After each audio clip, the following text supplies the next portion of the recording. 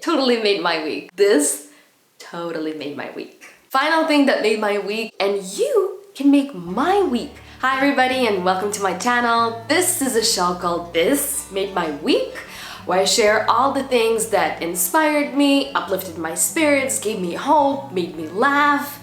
And this week, I have to be honest, it was a slow one. I thought that I don't have many things to share because, well, work, home, child, work, home, child. It's the same routine of a parent. I have to admit that I have to be so mindful and so careful not to constantly keep talking about my son, because actually every single day he makes my day multiple times per day. Whether it's something cute that he did, something that he said, something that he, I don't know, showed. Like, I'm sure parents will understand and be able to relate to me. My child is my world and he brings me so much joy every single day. Okay, now that that is out of the way, we can continue talking about my son and me. So this week we were a lot more active because we went to the playground almost every single day. So he's at that age where he enjoys going out, walking around, kind of interacting with other kids, playing in the sandbox and going on swings and like doing all the things that kids do. Because before that he was way too little and it was way too cold for us to get out. So I'm very pleased. The first year after your child is born, it is extremely difficult. If you're in it, my heart is with you. I really wanted to have a child, so this child was planned. We waited for him. I was in a very good space. My husband and I, together as a couple, we were in perfect space to have a child. And even with that, with this mindset, with all this preparation and, you know, my knowledge about mental health and my background and my work as a life coach and etc., I knew that I was prepared, yet it was the most difficult year of my life. And once you're in it, you don't really recognize it because you just, you know, you live day by day. But now that I look back and when I know how I feel, now that I know how I feel now, looking back, like, it was really tough. And not only difficult because of all the transition, you as a woman, you as a couple, it's a lot, you as a person. There's also a huge factor of isolation. Going out is not only difficult because of all the logistics, all the things that you gotta do, preparation, etc., and be mindful of the little one's needs. Also, it can be really pricey. Like, you know, all the activities that you wanna do with them, it costs money and everything just adds up. So now that he enjoys being in the playground, this is my new jam and I personally love it. And let me tell you, there's a whole ecosystem in those playgrounds. You have to know how to support your child, how to intervene or not intervene in their relationship with other kids, like observe them.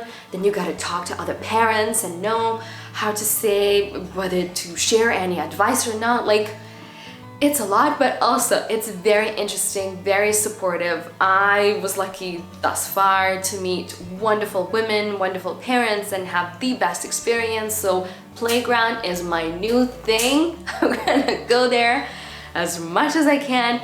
My child loves it, I love it, and it totally made my week. And if you are a parent of a little one under a year, let me tell you, my heart is with you, and it does get better. I'm not lying, I promise. It does get better and it does get a lot easier. And most importantly, it does get a lot more fun to play with them.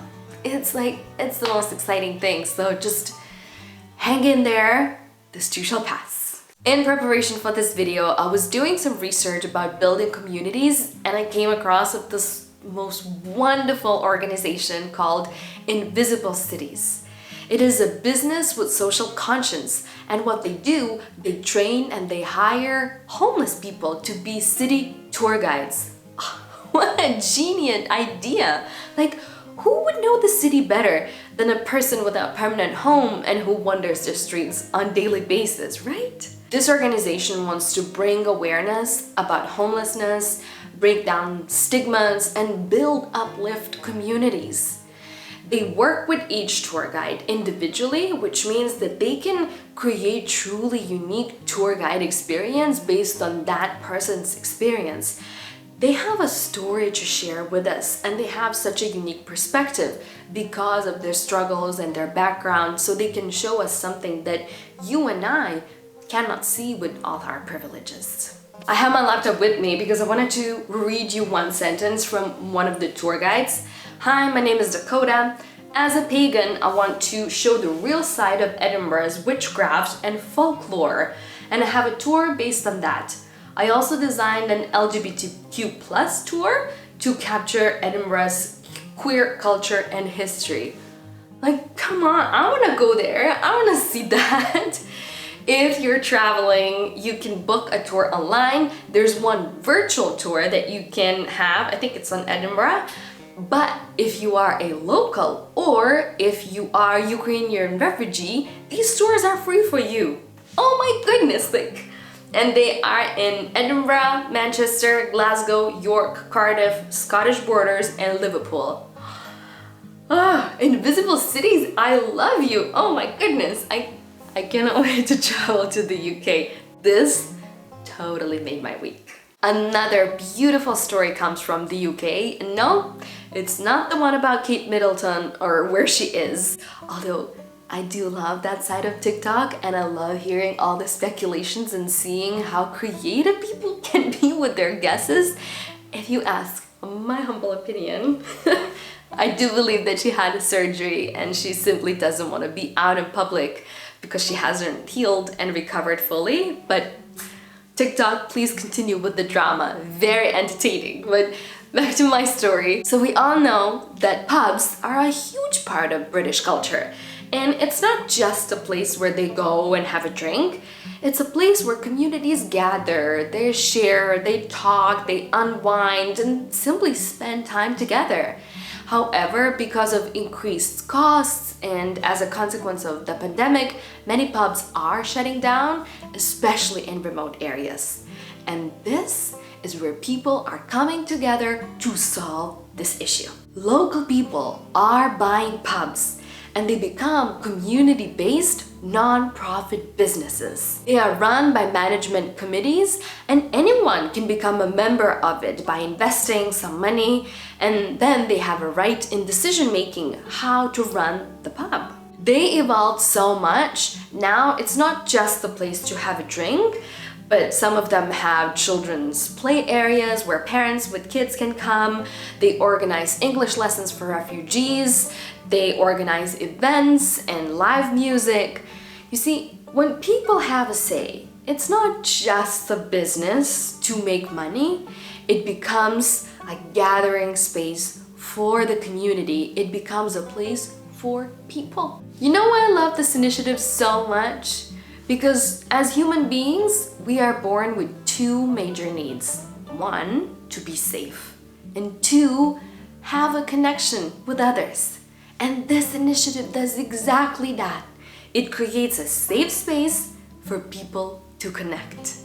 Who needs to be rich and famous, have houses and cars, when you can go to a local pub and be with others?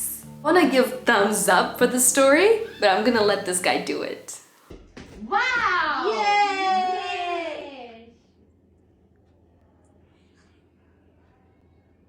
Yay!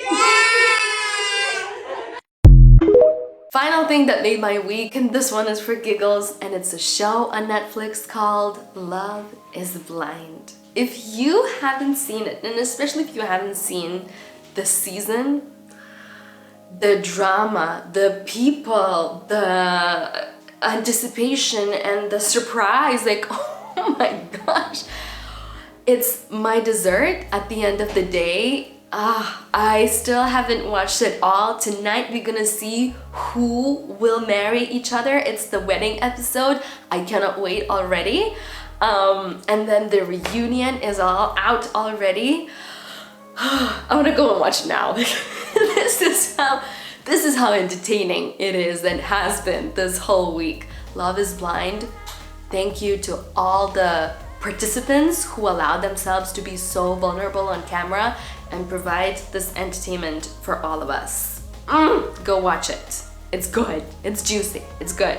All right, I can hear my son in the background, which means that he's up from his nap and I gotta go and be a mommy again. So this is where I'm gonna end. These were all the things that made my week, and you can make my week by sending an email in the description box and sharing everything and anything that made your week. It can be a story, it can be a joke, it can be something that inspired you, uplifted your spirits, made you laugh. I'd love to create our own community where we amplify good things that are happening to kind of fight all the negativity that we're constantly bombarded with on regular media, right? So send me an email. I cannot wait to hear back from you, and I will see you next week. Bye.